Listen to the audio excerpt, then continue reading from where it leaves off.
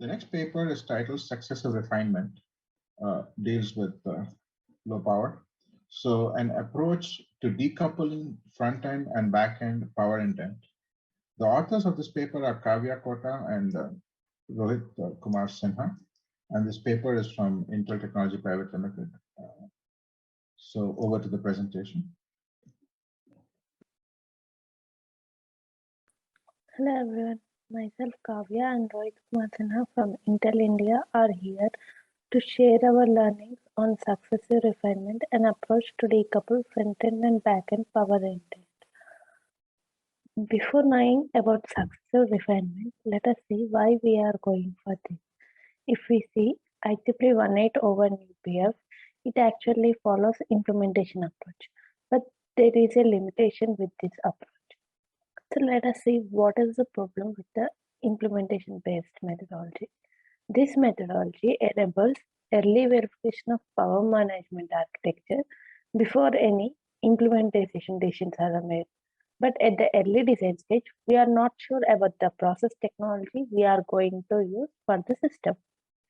But for the sake of describing higher level power intent, we may make some inconsistent selection and capture power intent in UPF. The system designer may use this UPF file with UPF-aware verification flows in order to verify that the UPF description and power control strategy specified in the UPF file. But when the process technology decisions are finally made, there is a possibility of mismatch between the initial guess and the final decision made. And this because of this, the UPF file must be recreated after selection of the target process technology. And we have to do verification and all the flows again. This is completely the waste of verification effort and time. And this leads to increase in the turnaround time. This flow does not support decoupling of technology dependent and technology independent UPF.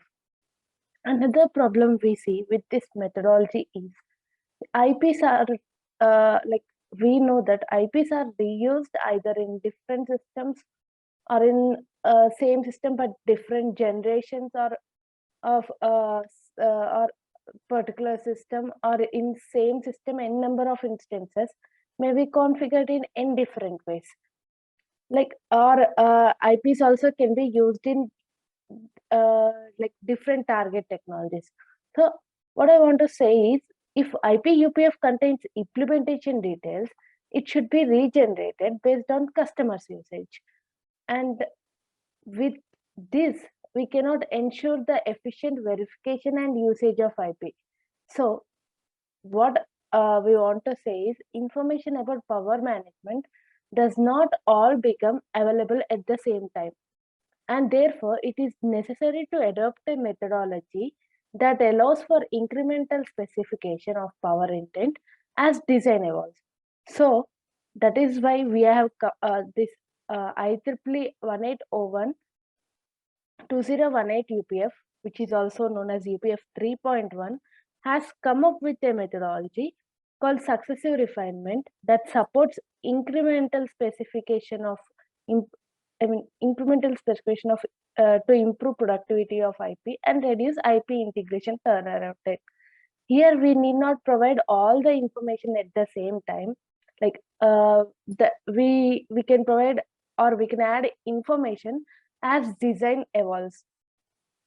So let us see like why successive refinement. What is successive refinement and why we want to go for this? How this has overcome the limitation of the before methodology, that is implementation based methodology. What happens is, successive refinement comes with a very layered based approach where power intent is specified along in different layers to provide information when it is needed. Here we specify power intent irrespective of system configuration and target process technology. The power intent is provided at different layers in each design stage. Each IP comes with 3 different layers. The first layer contains very much of the basic IP, logical aspect of the IP. And the second layer contains information regarding configuration with respect to the SoC or the system in which we are going to use the IP. And the third layer is based on implementation technology. That is more of a physical aspect. And we can see that here, like we can see from here, that this methodology is totally technology independent. I mean, IP need not have to know which process technology they are going to be plugged in an SoC, and they are verified abstractly before implementation. That means we don't have to go through full synthesis, full route and place of the UPF, and just we can just verify the logical aspect of it, and we can just go into and we can, like, we are good to go to the integration. In the implementation aspect of the abstraction, it is mainly talking about the power switches and the supply sets, which these are more related to the physical aspect.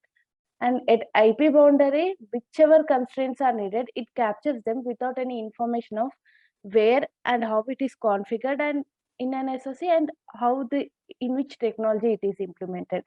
So finally, what I want to say is this successive refinement methodology separates the logical aspect of the UPF with the technological aspect, thereby leading the IP verification with IP, thereby leading an efficient verification of IP and reuse of an IP. Okay, this is how the flow looks like. A UPF-based specification of power intent is developed incrementally, first at the IP block level and later at the system level. First, the IP developer creates constrained UPF that accompanies the RTL source for the soft IP component. Next, the IP customer or the SoC integrator who is going to use the IP consumes the constraint UPF and adds configuration UPF describing his system design, including how all the IP blocks in the system are configured and power managed. Okay, let me show the detailed view in the industry how these UPFs are used in different stages. Here, as seen before, the SoC integrator consumes the constraint UPF with the RTL and adds configuration UPF.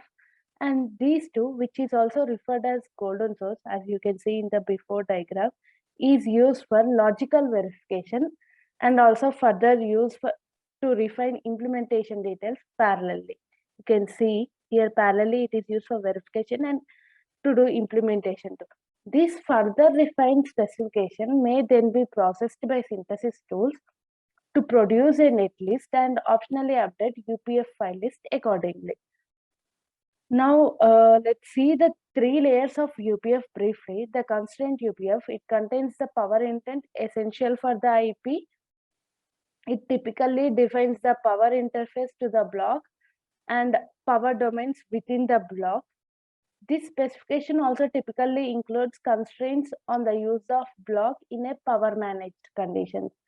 These constraints mainly include, like, these are the must for any basic constraint UPF contains the following.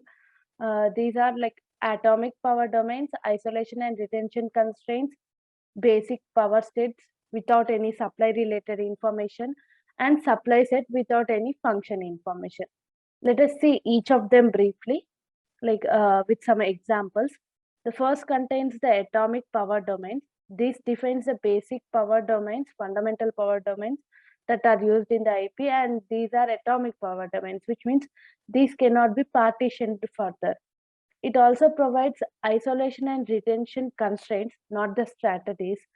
These constraints are just used to tell the user what they must retain or isolate if they choose to power down parts of the IP in their SoC application.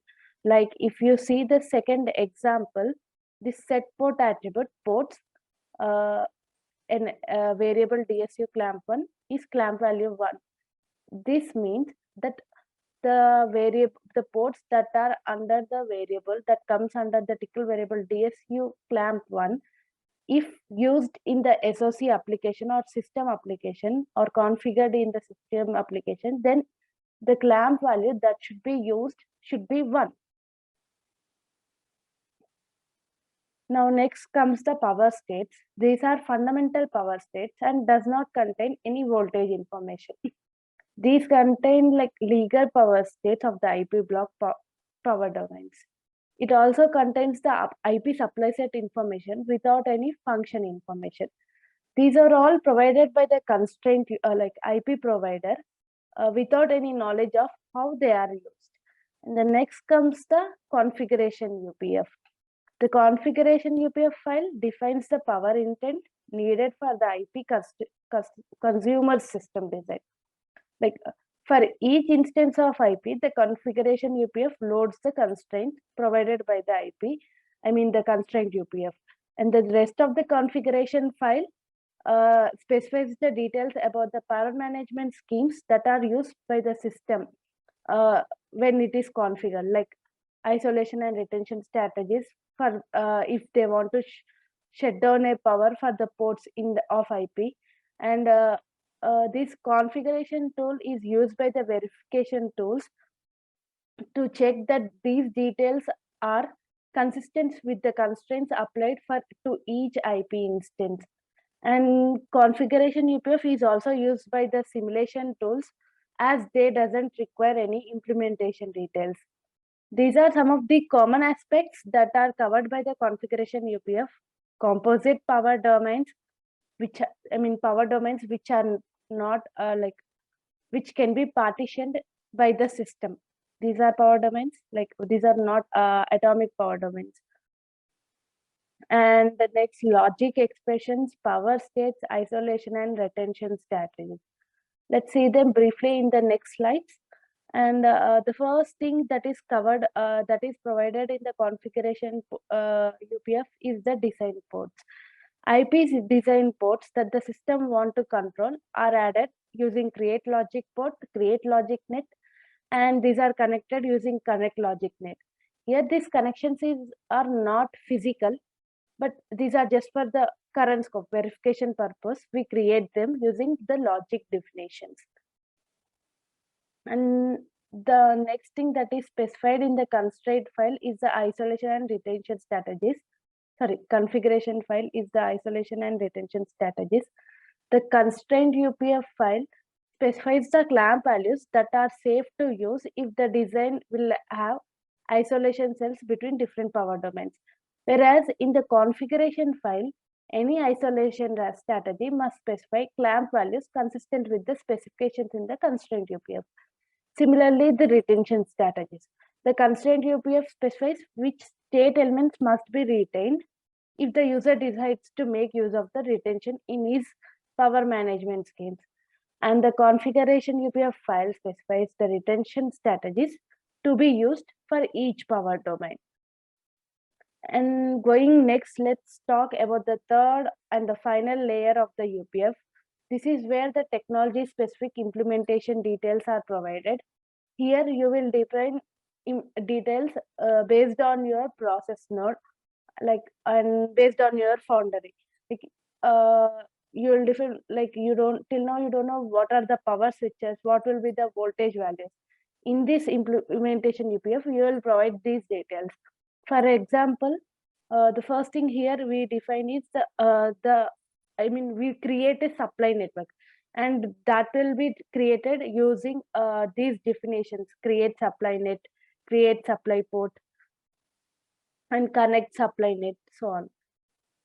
And the next thing that is defined in the implementation UPF is the switch design. The design team does not have to make any decisions prior to implementation UPF about the formation of the switch design it needs for the implementation. This also helps to keep the constraint UPF and configuration UPF in an abstract form that is used for RTL verification purposes. And the next is the supply sets that were defined for each power domain need to be connected to the supply nets provided by the implementation. As I told before, create supply net, create supply port. Here the physical connections are created, and these are connected also to the supply sets and supply ports. This can be done by using the function option This the connection to the supply nets is done by using the function option of the create supply set command. And the last thing that is specified in the implementation file is the voltage values for each supply set, and by using the supply expression option on add power state. Now, this is what the possible use case of the UPF. Each UPF has its constraint UPF and configuration UPF with respect to the system. The configuration UPF loads the constraint UPF, and this configuration UPF is the one that is provided for the simulation and SOC verification. As you can see at SOC, all the configuration UPFs are loaded and verified, and later the implementation UPF is added, and it's also verified. So finally, what we want to say is that successive refinement enables abstraction of power intent from soft IP, independent of how it is used and on which technology it is built. Say in an SOC level, we take some UPF, and the moment we need some change in the UPF, the SOC team goes to the IP and they modify the UPF, and the whole integration and verification process is repeated, is done with this new UPF again. This increases turnaround time. Whereas in current methodology, we have all the UPF separate. And since the UPF is refined as design evolves, we need not change any UPF, and this decreases the turnaround time.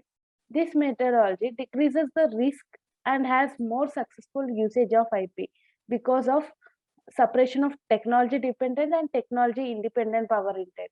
Here we can enable earlier verification before technology information known, and it is easy to implement on different technologies because the UPF need not go for re-verification for different technologies. Thank you. Any questions? Yeah, thank you very much, Kavya and Rohit. This was very interesting how you were able to come up with layers of UPF.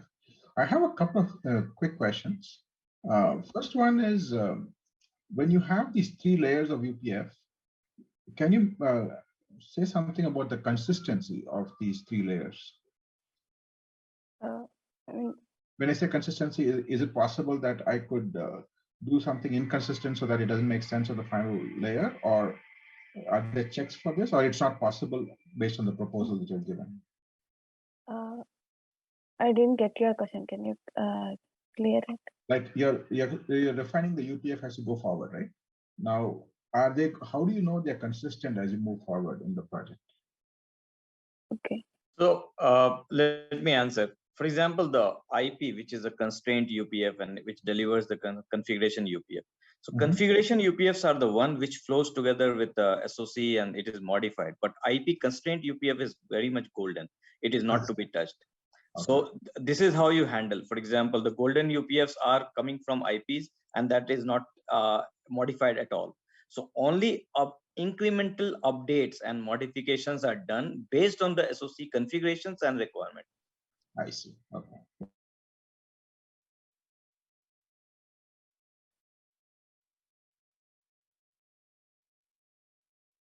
In the case of external IPs, how do you handle this basically? Yeah, so we have mainly deployed it for the internal IPs, but for the external, we actually are in discussion with multiple vendors wherein we get the layered UPFs. All this while we are getting a singleton one, but for the successive refinement requirement, right? The constraint, configuration, and implementation have to be delivered. So this is like a additional requirement to them, and it is still the discussions are on, and we have not got the final POR solution. I see. Okay.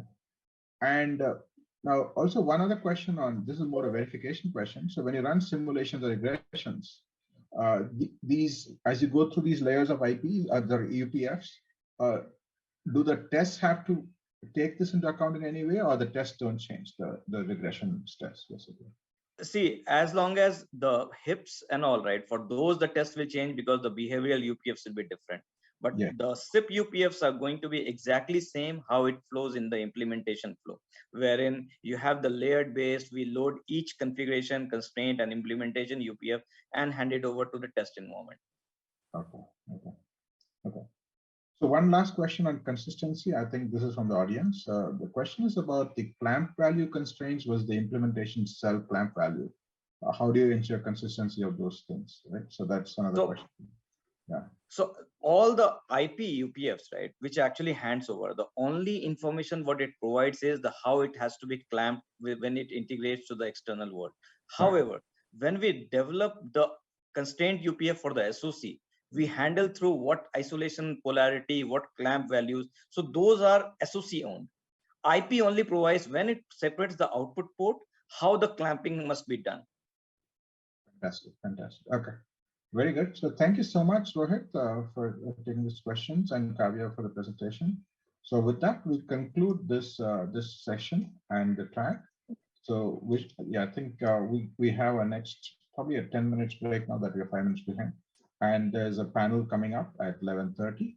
So hoping to see all of you there. Bye everyone. Thank you so much for attending this session. Thank you. Thank you.